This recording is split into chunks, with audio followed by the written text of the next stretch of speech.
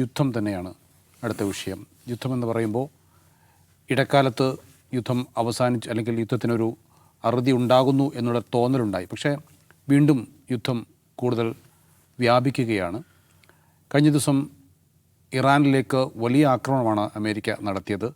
Iran തിരിച്ചടി നടത്തുന്നുണ്ട്. അതോടൊപ്പം തന്നെ ഇറാഖിലും അമേരിക്കയും സൗദി അറേബ്യയും സംയുക്തമായ ആക്രമണം നടത്തുന്നു. ഇറാഖിൻ്റെ പരമാധികാരത്തിന് മേലുള്ള കടന്നുകയറ്റമാണെന്ന് ഇറാഖ് പ്രതികരിക്കുകയും ചെയ്തു. പശ്ചിമേഷ്യയിലും അസമാധാനം, വീണ്ടും അസമാധാനത്തിലേക്ക് പശ്ചിമേഷ്യ പോവുകയാണ്. അജിംസ്, യുദ്ധത്തിൽ അറുതി ഉണ്ടാകുമെന്നുള്ളൊരു തോന്നൽ ഇടക്കാലത്തുണ്ടായിരുന്നു ഒരു കരാറിലേക്കൊക്കെ പോകുമ്പോൾ. പക്ഷേ അതുണ്ടായില്ല. വീണ്ടും പ്രശ്നം വീണ്ടും കലുഷിതമാവുകയാണ്. അറുതി ഉണ്ടാവില്ല എന്നാണ് ഞാൻ ആവർത്തിച്ച് ഇവിടെ പറഞ്ഞുകൊണ്ടിരിക്കുന്നത്. അങ്ങനെ അറുതി ഉണ്ടാവും. ഒരു ഓൺ ആൻഡ് ഓഫ് യുദ്ധമായിരിക്കും അത്. ദീർഘകാലം തുടർച്ചയായിട്ട് നിൽക്കുന്ന യുദ്ധമല്ല, ഒരു ഓൺ ആൻഡ് ഓഫ് യുദ്ധം തന്നെയായിരിക്കും എന്നാണ് നമ്മൾ പറഞ്ഞുകൊണ്ടിരിക്കുന്നത്. അതിന് പല കാരണങ്ങളുണ്ട്. ഒന്ന്, ട്രംപാണ് അതിലെ പ്രധാനപ്പെട്ട കാരണം. അദ്ദേഹത്തിൻ്റെ ഒരു സമീപനവും വ്യക്തിപരമായ സവിശേഷതകളൊക്കെ കൊണ്ടാണ് അങ്ങനെ പറയേണ്ടി വരുന്നത്. മറ്റൊന്ന്, ഇറാനെ അമേരിക്ക ആക്രമിക്കുക എന്നുള്ളത് അമേരിക്കയുടെ മാത്രം താല്പര്യമല്ല, ഇസ്രായേലിൻ്റെ താല്പര്യം കൂടിയാണ്. അപ്പോൾ അങ്ങനെ പല വിധത്തിലുള്ള കുഴഞ്ഞു പറഞ്ഞ ജിയോ പൊളിറ്റിക്സ് ഉള്ളതുകൊണ്ട് ഈ യുദ്ധം എളുപ്പം അവസാനിക്കാൻ പോകുന്ന ഒന്നല്ല എന്ന് നമുക്കറിയാം. ഇനി ഈ യുദ്ധം പോലും അധികം നീണ്ടു നിൽക്കരുത്. ഇപ്പോൾ ഒരാഴ്ച കൊണ്ട് വീണ്ടും ഒരു പോസ് വന്നേക്കാം, വീണ്ടും തുടർന്നേക്കാം. ഇതിന് അങ്ങനെ ഓൺ ആൻഡ് ഓഫ് ആവുന്നതിന് മറ്റൊരു കാരണം കൂടിയുണ്ട് കേട്ടോ. അമേരിക്കയുടെ ഉള്ള ആയുധങ്ങൾ തീർന്നു പോകും. അമേരിക്കയുടെ മറ്റ് സംവിധാനങ്ങൾ ഷോർട്ടേജ് വരും. അപ്പോൾ അവർക്കത് ഫില്ല് ചെയ്യാനുള്ള സമയം എടുക്കും അവർ. അപ്പോൾ അങ്ങനെ ടൈം ബൈങ് കൂടിയാണത്. അപ്പോൾ അങ്ങനെ കൊണ്ടും കൊടുത്തും നിലച്ചും തുടർന്നും ഇതിങ്ങനെ മുന്നോട്ട് പോകും എന്നുള്ളതാണ് എനിക്ക് തോന്നിയിട്ടുള്ളൊരു കാര്യം. പക്ഷേ ഇപ്പോഴത്തെ ഈ ആഴ്ചയിലെ സംഭവവികാസങ്ങൾ നോക്കുകയാണെങ്കിൽ അത് കുറേ കൂടി ഗൗരവം ആവുകയാണ്. ഒന്ന്, ഹോർമുസിലെ പ്രതിസന്ധി അവിടെ നിലനിൽക്കുന്നു. അത് എണ്ണവിലയെ എങ്ങനെ ബാധിക്കുന്നു നമുക്കറിയാം. അതോടൊപ്പം ബാബൽ മന്ദബ് എന്ന് പറയുന്ന യമൻ്റെ ഭാഗത്തുള്ള ഒരു ചെറിയ കടലെടുക്ക്, അവിടെ ഞങ്ങൾ ഉപരോധം ഏർപ്പെടുന്നു ഹൂത്തികൾ പ്രഖ്യാപിച്ചു. എല്ലാ കപ്പലുകൾക്കും അല്ല, സൗദി അറേബ്യയുടെ കപ്പലുകൾക്കാണ് ഉപരോധം ഏർപ്പെടുത്തുക എന്ന് പറയുന്നത്. അപ്പോൾ അത് ചെങ്കടലിൻ്റെ ഭാഗമായിട്ടുള്ള കടലെടുക്കാണത്.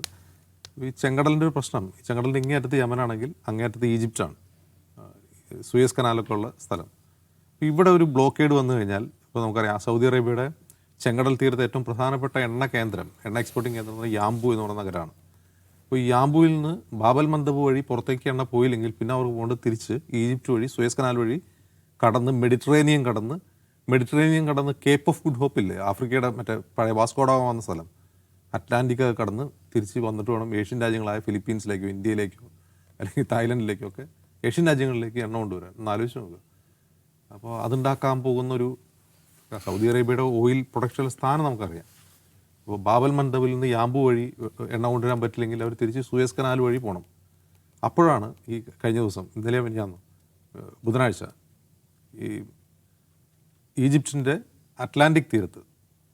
മെഡിറ്ററേനിയൻ തീരത്ത് ഒരു പോർട്ടിൽ നിന്നൊരു ടാങ്കറിലേക്ക് ഡ്രോൺ ആക്രമണം ഉണ്ടാകുന്നു. ആദ്യം അതാരാണ് ചെയ്തതെന്ന് അറിയില്ല. പിന്നീട് ഇന്ന് പുറത്തു വരുന്നവരെന്ന് വെച്ചാൽ ഇറാൻ തന്നെയാണ് ചെയ്തതെന്നുള്ള വിവരങ്ങൾ പുറത്തു വരുന്നുണ്ട്. ഒന്ന് ആലോചിച്ച് നോക്കുക. ഒരിടത്ത് ബാബൽ മന്ദബ്, മറുവശത്ത് ഹോർമുസ്, ഇനിയിപ്പം മെഡിറ്ററേനിയൻ വഴി എങ്ങനെ എണ്ണ ഉണ്ടാകുന്ന വെച്ചാൽ അവിടെയും ഇറാൻ്റെ ഡ്രോണുകൾ. ഇത് എണ്ണ വിപണിയിൽ ഉണ്ടാക്കുന്ന വലിയ തോതിലൊരു തിരിച്ചടി ആലോചിച്ച് നോക്കുക. പക്ഷെ അങ്ങനെ തിരിച്ചടിച്ചാലും, ഇപ്പോൾ ആ തിരിച്ചടി എന്ന് പറഞ്ഞാൽ നമ്മൾ ഏഷ്യൻ രാജ്യങ്ങൾക്ക് മാത്രമല്ല തിരിച്ചടി ഉണ്ടാകുന്നത്, അമേരിക്കയിൽ തന്നെ അത് വലിയ പ്രശ്നമാണ്. അമേരിക്കയിൽ എണ്ണ വില ഉയരുന്നു. അമേരിക്കയിൽ വലിയ തോതിലുള്ള ജനരോഷം ഈ യുദ്ധത്തിനെതിരെ തന്നെയുണ്ട്. എണ്ണവില ഉയരുമ്പോൾ ഉണ്ടാകുന്ന ജീവിത ചെലവുകളുടെ വർധന തന്നെ അമേരിക്കൻ വോട്ടർമാരെ വലിയ തോതിൽ രോഷാകുലരാക്കിയിട്ടുണ്ടെന്നുള്ളത് നമുക്കറിയാം. ഇനി നവംബറിൽ എന്ത് നടക്കാൻ പോവാണ്? മിഡ് ടേം ഇലക്ഷൻ നടക്കാൻ പോവാണ്. എന്നിട്ടും ട്രംപ് യുദ്ധം തുടരുന്നു. ഇതിനൊരു പരിഹാരം ഉണ്ടാക്കുന്നില്ല എങ്കിൽ ഇതൊരു നല്ല പരിണിതിയിലേക്കല്ല യുദ്ധം പോകുന്നത്. അമേരിക്കയെ തന്നെ ബാധിക്കുന്ന, ഇറാനെയും ബാധിക്കുന്ന വലിയ ഗുരുതരമായ പ്രത്യാഘാതങ്ങൾ ഈ ഓൺ ആൻഡ് ഓഫ് യുദ്ധം ഉണ്ടാക്കുന്നതാണ് എനിക്ക് തോന്നുന്നത്. എന്തായിരിക്കും യുദ്ധത്തിൻ്റെ ഭാവി? ഈ യുദ്ധത്തിൻ്റെ ഭാവി എന്ന് പറയുമ്പോൾ ഈ നമ്മൾ കാണുന്ന കാര്യം, ഈ മിഡിൽ ഈസ്റ്റ് നമ്മൾ വിളിക്കുന്ന ആ പ്രദേശത്ത് ഏതെങ്കിലും നിലക്കുള്ള സംഘർഷങ്ങളില്ലാത്തൊരു കാലം ഉണ്ടായിട്ടില്ല. എപ്പോഴും എന്തെങ്കിലും സംഘർഷങ്ങളുണ്ടായിട്ടുണ്ട്. 80s ഈ ഇറാൻ ഇറാഖ് യുദ്ധമായിരുന്നു.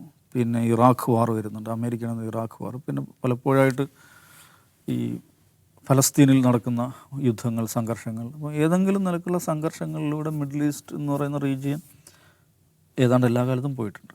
ഇപ്പോൾ ഗൾഫ് രാജ്യങ്ങൾ, ആ ഒരു GCC റീജിയൻ കുറച്ചൊക്കെ സ്റ്റേബിളായിട്ട് നിൽക്കുമെങ്കിലും എന്തെങ്കിലും കോൺഫ്ലിക്റ്റോ സംഘർഷങ്ങളോ യുദ്ധങ്ങളോ ഇല്ലാത്ത ഒരു കാലവും ആ പ്രദേശത്തിനുണ്ടായിട്ടില്ല. അപ്പോൾ അതിൻ്റെ കാരണം എന്ന് വെച്ചാൽ നമ്മൾ എന്താണ് ഉള്ളിയുടെ തൊലി പൊളിക്കുക എന്ന് പറയുന്ന പോലെ പൊളിച്ച് എടുത്ത് അതിൻ്റെ കോറായിട്ട് നിൽക്കുന്നത് എന്താണ്? പലസ്തീൻ പ്രശ്നമായിരിക്കും. അതായിരിക്കും അതിൻ്റെ കോറായിട്ട്, അല്ലെങ്കിൽ ഇസ്രായേലായിരിക്കും അതിൻ്റെ റൂട്ട് കോസായിട്ട് നിൽക്കുന്നൊരു പ്രശ്നം തന്നെ. ഇസ്രായേൽ എന്ന് പറയുന്ന രാജ്യം, ഫലസ്തീൻ അധിനിവേശം, ഇത് നിലനിൽക്കുവോളം സംഘർഷം ഉണ്ടാവും.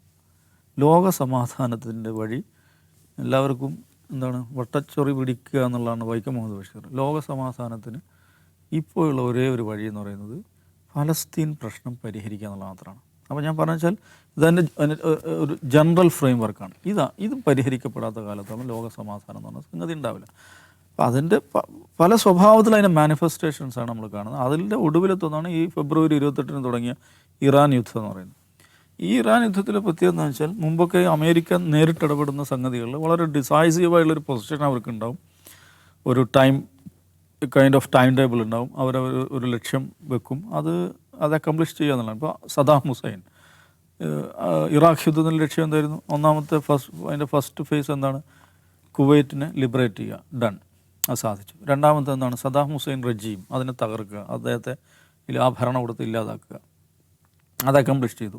അതിനൊരു ലാർജർ അജണ്ട കൂടെ ഉണ്ടായിരുന്നു എന്ന് പിന്നീട് വെളിപ്പെട്ടിട്ടുണ്ട്. അത് ഇസ്രായേലിൻ്റെ താല്പര്യമായിരുന്നു. ഇറാഖിനെ 3 രാജ്യങ്ങളായിട്ട് മാറ്റുക, ഒരു ഷിയാസ്ഥാൻ, ഒരു കുർദിസ്ഥാൻ, ഒരു സുന്നിസ്ഥാൻ, അങ്ങനെ 3 രാജ്യങ്ങളാക്കി ഇറാഖിനെ വിഭജിക്കുക എന്ന് പറയുന്ന ഒരു ഡിസൈന് കൂടെ ഉണ്ടായിരുന്നു.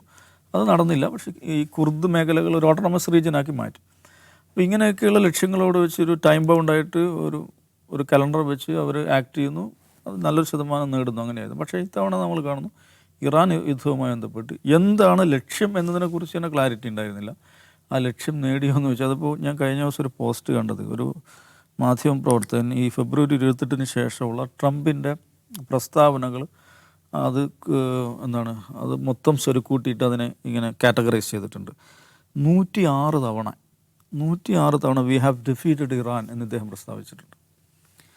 95 തവണ വി ഹാവ് ഡെസ്ട്രോയിഡ് ഇറാൻ എന്ന് പ്രഖ്യാപിച്ചിട്ടുണ്ട്.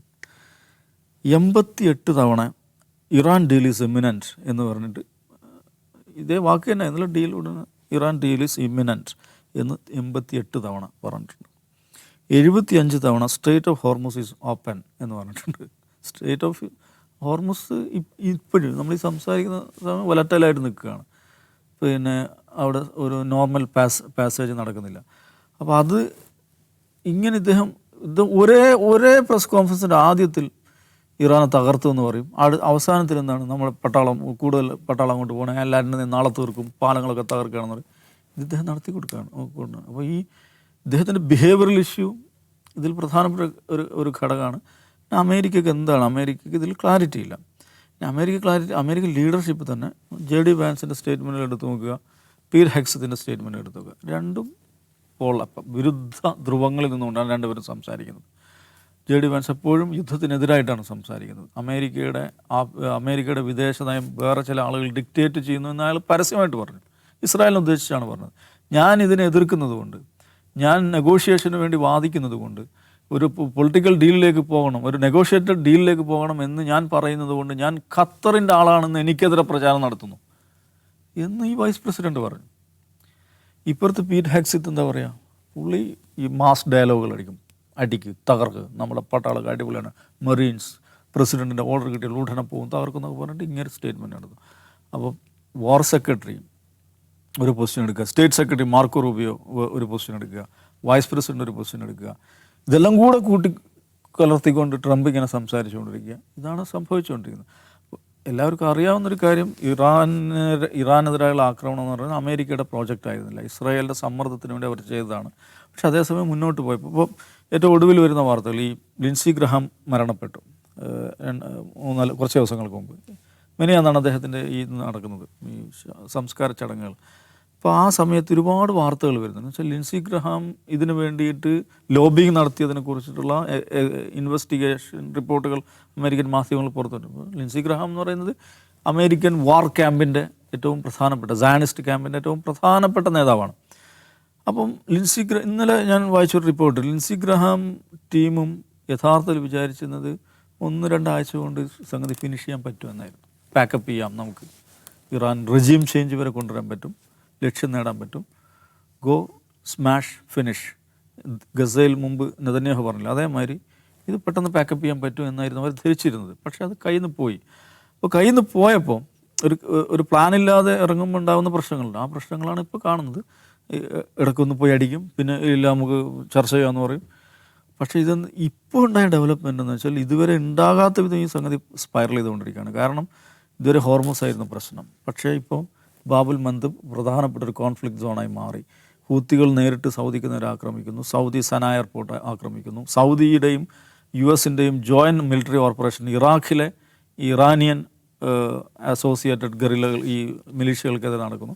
അപ്പോൾ എനിക്ക് തോന്നുന്നത് ഫെബ്രുവരി 28 ശേഷമുള്ള ഏറ്റവും സങ്കീർണമായ ഒരു ഘട്ടത്തിലേക്ക് ഇപ്പോൾ കടന്നിരിക്കുകയാണ്. ഇപ്പോൾ ബാബുൽ മന്ദബ് ഞങ്ങൾ ക്ലോസ് ചെയ്യാൻ പോവുകയാണ്, ഞങ്ങൾ എംബാർക്ക് ഏർപ്പെടുത്താൻ പോവുകയാണ്, ടോൾ ഏർപ്പെടുത്താൻ പോവുകയാണ് എന്നിവർ പ്രഖ്യാപിച്ചു, ഹൂത്തികൾ പ്രഖ്യാപിച്ചു. സൗദി വെസൽസ് ഞങ്ങൾ കടത്തിവിടില്ല. അപ്പോൾ ബാബുൽ മന്ദബ് എന്ന് പറയുന്നത് ഈ ഹോർമുസ് പോലെ തന്നെ വളരെ പ്രധാനപ്പെട്ടാണ്. ലോകത്തെ മാരിടൈം ഓയിൽ ട്രേഡിൻ്റെ ഓയിൽ ട്രേഡിൻ്റെയും ഗ്യാസ് ട്രേഡിൻ്റെയും അറൗണ്ട് 20% കടന്നു പോകുന്ന വളരെ വളരെ സ്ട്രാറ്റജിക് ആയുള്ളൊരു ചോക്ക് പോയിൻ്റാണത്. അപ്പോൾ അത് ക്ലോസ് ചെയ്യുക എന്ന് പറഞ്ഞാൽ ലോക സമ്പദ്ഘടനയെ വലിയ രീതിയിൽ ബാധിക്കും. സൗദിയെ സംബന്ധിച്ചിടത്തോളം സൗദിക്ക് 2 കോസ്റ്റ് ലൈനാണുള്ളത്. ഒന്ന് ഈ പറയുന്ന പേർഷ്യൻ ഗൾഫിലേക്ക് കടക്കാനുള്ള വഴിയാണ് ഹോർമോസ്. പിന്നെ ഉള്ളത് റെഡ് സീ ആണ്. റെഡ് സീയിലേക്ക് കടക്കാനുള്ള വഴിയാണ് ബാബുൽ മന്ദബ്. ഈ രണ്ടും ക്ലോസ് ചെയ്യുന്നതോടുകൂടി സൗദി എന്ന് പറയുന്നത് ലാൻഡ് ലോക്ക്ഡ് ആകുകയാണ് ഒരർത്ഥത്തിൽ. സൗദി വലിയ തോതിൽ പ്രശ്നം ഉണ്ടാക്കും. ഇപ്പോൾ ഇന്നിപ്പോൾ അൽ ജസീറയിൽ വന്നിട്ടുള്ള റിപ്പോർട്ട് ഒരു ട്രാൻസ്നാഷണൽ കോalitionന് വേണ്ടിയിട്ട് സൗദി ശ്രമിക്കുകയാണ് ബാബുൽ മന്ദബ് ഫ്രീ ആക്കാൻ വേണ്ടിയിട്ട്. അത് അവർ ഏതാണ്ട് 50ഓളം രാജ്യങ്ങൾക്ക് കത്തെഴുതി അവർ കോൺഫറൻസ് വിളിക്കുകയാണ്. അതിൽ പങ്കെടുക്കാൻ ഈ രാജ്യങ്ങൾ അവർ സമ്മർദ്ദം ചെലുത്തുന്നു. US അടക്കമുള്ള രാജ്യങ്ങൾ അതിനകത്തുണ്ട്. അപ്പോൾ ഒരു ട്രാൻസ്നാഷണൽ കോalition ഫോം ചെയ്യുക, അത് ബാബുൽ മന്ദബിൽ അവർ ഓപ്പറേറ്റ് ചെയ്യുക എന്നൊക്കെ പറയുമ്പം this gonna become A world war, kind of world war. ഒരു വലിയ ഒരു ഇൻ്റർനാഷണൽ കോൺഫ്ലിക്റ്റിൻ്റെ അതിൻ്റെ ഒരു ഇത് വർദ്ധിക്കുകയാണ് ചെയ്യുന്നത്, അതിൻ്റെ ഒരു ഏരിയ വർദ്ധിക്കുകയാണ് ചെയ്യുന്നത്. ഇവർ ഈ കത്തയച്ച രാജ്യങ്ങളൊക്കെ ഇതിൽ പങ്കാളികളാകുമെന്നുള്ള അടുത്ത ചോദ്യം. ഇനി അവരങ്ങനെ കത്തയച്ചിരിക്കുന്നെന്നും അവരൊരു ട്രാൻസ്നാഷണൽ കോalitionന് വേണ്ടി ശ്രമിക്കുകയാണെന്നും പറയുന്നുണ്ട്. ഇറാനെ സംബന്ധിച്ചിടത്തോളം അവരുടെ ഈ പറയുന്ന റെസിസ്റ്റൻസ് ആർക്കിടെക്ചർ അത് ഇൻടാക്റ്റായിട്ട് നിലനിൽക്കുന്നു എന്നുള്ളതാണ് അവരുടെ ഒരു സംഗതി. ഇപ്പോൾ ഇറാൻ ഒരു പ്രതിസന്ധിയിൽ വിടുമ്പോൾ ഇപ്പുറത്ത് ഹൂത്തികളെ അവരെ ആക്ടിവേറ്റ് ചെയ്യാൻ അവർക്ക് ഇപ്പോഴും സാധിക്കുന്നു. ലെബനനിൽ ഹിസ്ബുള്ളയെ ആക്ടിവേറ്റ് ചെയ്യാൻ സാധിക്കുന്നു. ഇറാഖിൽ അവരുടെ PRC പോപ്പുലർ റെസിസ്റ്റൻസ് കമ്മിറ്റി എന്നൊക്കെ പറയുന്ന അവരുടെ മിലീഷ്യകളെ ആക്ടിവേറ്റ് ചെയ്യാൻ പറ്റുന്നു. ഈ ഇറാൻ്റെ ആക്സിസ് ഓഫ് ഈവിൾ എന്നാണ് അമേരിക്ക പറയാറ്. ഇവർ ആക്സിസ് ഓഫ് റെസിസ്റ്റൻസ് എന്നാണ് പറയുന്നത്. കൈൻഡ് ഓഫ് റെസിസ്റ്റൻസ് ആർക്കിടെക്ചർ അവർ ആ മേഖലയിൽ ഉണ്ടാക്കിയിട്ടുണ്ട്. അതുവഴി അവർ ഓപ്പറേറ്റ് ചെയ്യാണ്. അപ്പോൾ ഇത് എളുപ്പമല്ല.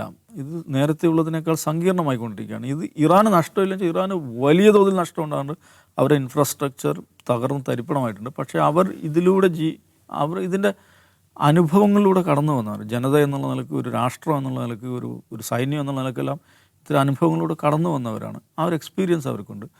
പക്ഷേ ആ രാജ്യത്തെ ഒരു 1-2 ആഴ്ച കൊണ്ട് പിടിച്ചെടുക്കാം, ഒരു റെജീം ചേഞ്ച് നടത്താം എന്ന് വിചാരിച്ച് ഫെബ്രുവരിയിൽ തുടങ്ങിയ ഏർപ്പാട് ഈ ഓഗസ്റ്റ് ആകുമ്പോഴും അത് കൂടുതൽ സങ്കീർണമായി തുടരുകയാണ്.